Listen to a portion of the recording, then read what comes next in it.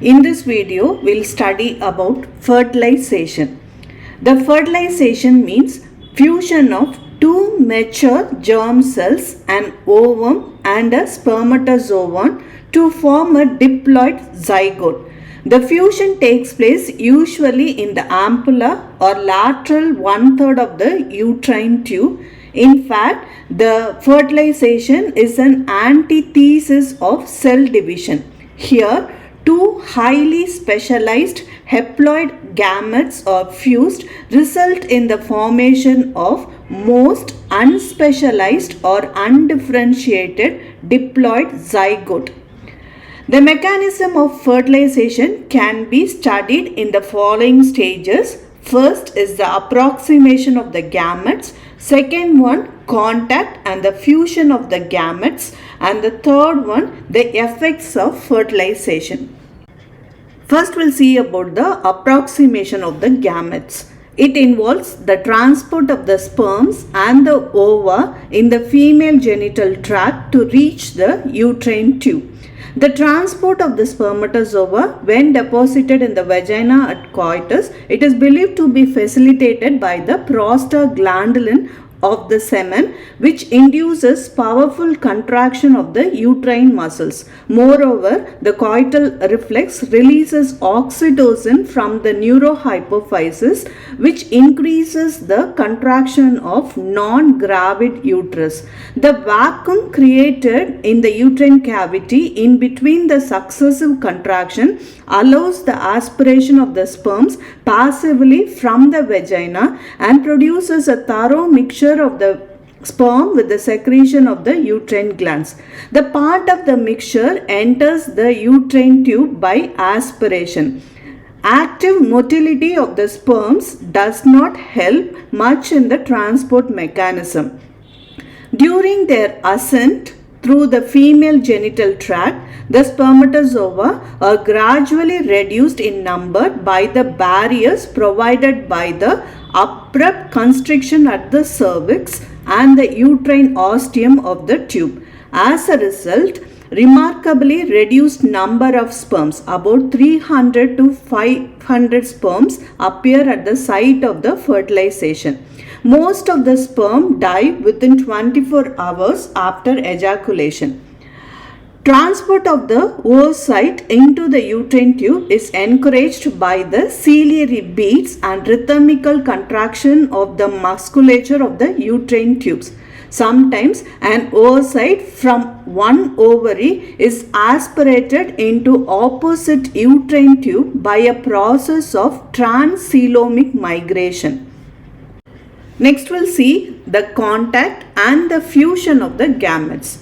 A direct contact between the spermatozoa and the zona pellucida of the secondary oocyte is necessary before the actual fusion of the gametes. But the cells of corona radiata provide obstacle to the penetration of the sperms. Out of 200 to 300 million sperms emitted at a single ejaculation, about 300 to 500 sperm reach the ovum. Only one of them unite with the oocyte and the rest are engaged in the disintegration of the cells of the corona radiata by the secretion of an enzyme, the hyaluronidase, which is present in the acrosomal cap of the sperm head. Next we'll see the three barriers which protects the female gamete before the penetration by the fertilizing sperm. The barriers are the corona radiata, then the zona pellucida, and the third one is the vitelline membrane of the oocyte, the secondary oocyte. Prior to the penetration, the spermatozoa undergo a process of capacitation followed by acrosomal reaction in the female genital tract. What is capacitation? It is the final step of maturation of the spermatozoa in the female genital tract and it requires about 7 hours of time. But the mechanism of capacitation is still unknown. The antigenic coating on the surface of the sperm may be involved to produce an immunological reaction between a fertilizant derived from the oocyte and an anti-fertilizant derived from the spermatozoon, which is considered as a species-specific interaction. During this time, a glycoprotein coat and the seminal plasma proteins are removed by the detergent action from the plasma membrane that overlies the acrosomal region of the spermatozoa. Next, we'll see about the acrosomal reaction. The head of the spermatozoa is formed by a compact nucleus which contains the haploid number of chromosome, the 22 plus X or Y chromosome. The nucleus is covered successively from within outwards by a nuclear envelope. Then you have the bilaminar acrosomal membrane derived from the Golgi apparatus. Then you have the outer plasma membrane without the intervening cytoplasm. The acrosomal cap contains several enzymes including the hyaluronidase, acid phosphatase and a protease which are involved in the penetration of the oocyte. Just before approaching the oocyte, the capacitated sperm head establish multiple contacts between the plasma membrane and the outer membrane of the acrosomal cap and discharges the chemical substance in succession to overcome the barriers around the oocyte. This process of multiple contact is called as the acrosomal reaction. Next, the disintegration of the first barrier contributed by the cells of the cumulus oophorus and the corona radiata takes place by the liberation of the hyaluronidase from the acrosomal cap. Now, the zona pellucida is exposed and acts as a second barrier. It is a thick striated membrane and it is made up of three glycoprotein, the ZP1, the ZP2 and ZP3, and it covers the entire oocyte and it is synthesized by the oocyte. The sperm head, so this is the sperm head, now attaches to the ZP3 receptor. So this induces the acrosomal reaction to release the acrosin, a proteolytic enzymes which digest the zona pellucida around the sperm head so that the sperm head appears in the perivitelline space. The next barrier is the vitelline membrane. To overcome the third barrier which is offered by the vitelline membrane which covers the secondary oocyte, the sperm head in the perivitelline space fuses with the vitelline membrane, and this is done by two disintegrin peptides carried by the sperm head which opens the gate for the sperm to enter into the oocyte cytoplasm, and then the gate is closed by the integrin peptide of the vitelline membrane. As a result, a calcium wave sets in throughout the oocyte cytoplasm and acts as a signal to perform two important events at fertilization. First, it initiates the completion of the second meiotic division of the secondary oocyte and result in the formation of mature ovum with one N haploid chromosome and extrusion of the second polar body in the perivitelline space. Second one, it triggers the fusion of the cortical granules in the periphery of the ooplasm which releases an enzyme that hydrolyzes the ZP3 receptor on the zona pellucida and prevents other sperm from binding and undergoing the acrosomal reaction. So this phenomenon prevents the polyspermy. At the same time, the secretion of the cortical granules modifies the vitelline membrane and acts as a vitelline block which prevents the further polyspermy.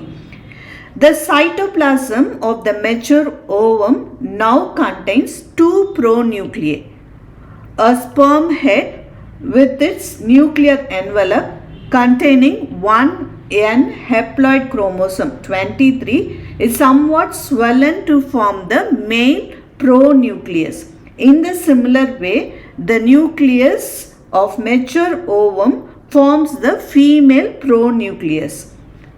Meanwhile, both male and the female pronuclei, also called as ootid, approach each other for syngamy near the middle of the cytoplasm, and each undergoes DNA replication from 1N to 2N DNA duplex. The pronuclear envelopes disappear, but actual fusion does not take place because the haploid chromosome with 2N DNA from each pronucleus arrange themselves in the equatorial plane of the achromatic spindle of first cleavage division, which has meanwhile appeared in the ooplasm organized by the pericentriole material.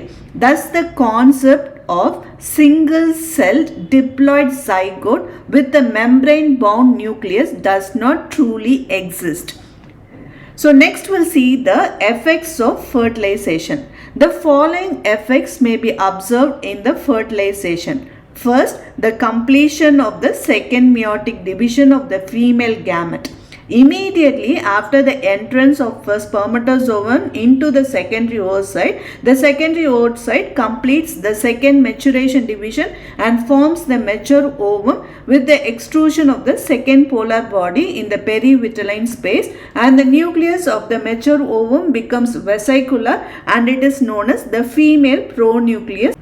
The female pronucleus contains the haploid chromosome 22 plus X chromosome. The second effect of fertilization is the restoration of the diploid number of chromosome in the zygote. Meanwhile, the head of the spermatozoa containing the haploid chromosome swell and they form the male pronucleus. Both male and the female pronuclei containing one N DNA complement replicates their DNA to form the DNA duplex before their actual contact.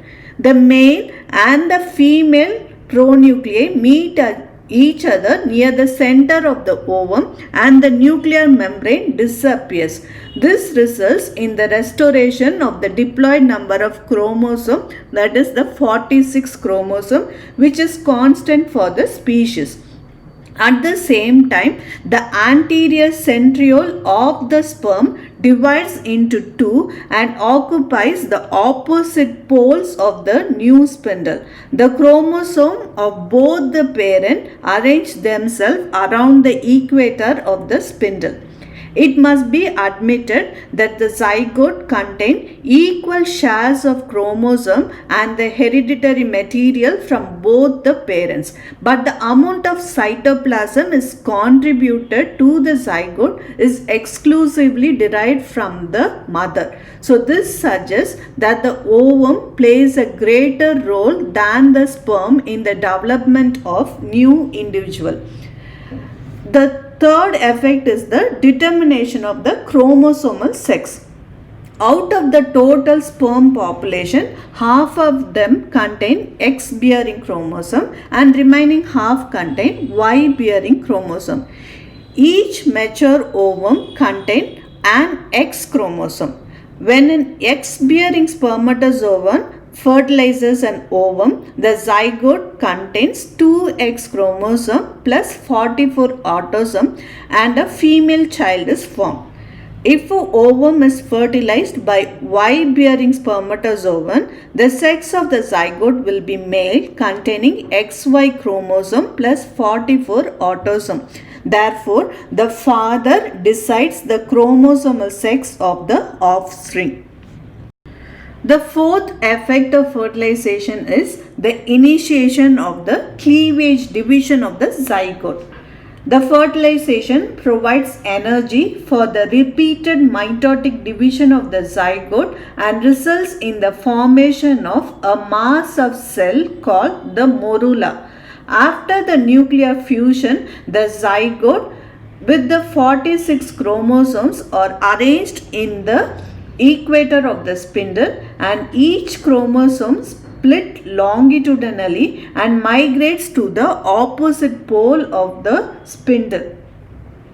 This is followed by the cytoplasmic division of the zygote almost in an equal proportion, and the two daughter cells or the blastomeres resulting from the first cleavage division. They convey the equal number of chromosomes and the genetic materials from both parents.